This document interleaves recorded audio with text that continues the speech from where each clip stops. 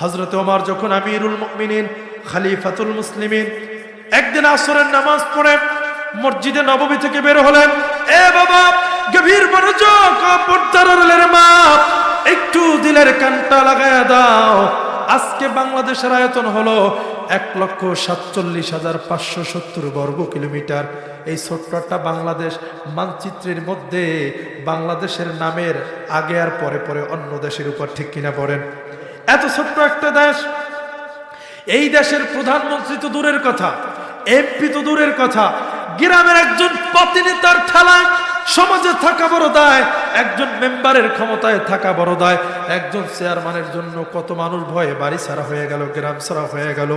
আর এই পাতি নেতা নয়, উৎকা সুটকা নয়, হযরতে ওমর তখন এই পৃথিবীর অর্ধজাহানের শাসক, অর্ধজাহানের খলিফা। সুবহানাল্লাহ পড়েন, আল্লাহু আকবার পড়েন। অর্ধজাহানের খলিফা হযরতে ওমর, অর্ধ পৃথিবীর যিনি বাদশা, এই হযরত ওমর আসরের নামাজ পড়ে মসজিদে নববী থেকে বের হয়ে দেখে একটা উট খুঁড়িয়ে খুঁড়িয়ে হাঁটতেছে, একটা পা একটু ভেঙে ভেঙে হাঁটতেছে। হযরত ওমর ভাবলেন, উটটা পা কেন ব্যাকা করে হাঁটতেছে? আজকে আমাদের সমাজে এমপি হওয়ার দরকার নাই, একবার কোনোভাবে চেয়ারম্যান হইতে পারলে 14 পুরুষ বইয়ে খাইতে পারে, ঠিক কিনা?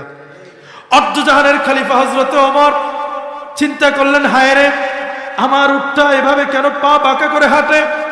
মদিনার রাস্তায় হাঁটা শুরু করলেন। একটু দূরে গিয়ে দেখে মদিনার একটা রাস্তায় একটা পাথর জাগানো, একটা পাথর উঠানো। হযরত ওমর সিজদায় পড়ে চোখের পানি ছেড়ে কাঁদলেন, ওগো মালিক, আমাকে তুমি যে দায়িত্ব দিয়েছো, আমি এই দায়িত্বের যোগ্য না, কিন্তু নবীজির আমানত ফেলতে পারি না, এই কারণে এই দায়িত্ব পালন করি, তুমি আমারে মাফ করে দিও।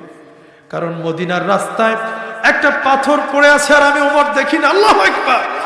একটা পাথর পড়ে আছে আর বোমা প্রাণী একটা উট সেই পাথরে আঘাত লেগে পা খুঁড়িয়ে হাঁটতেছে।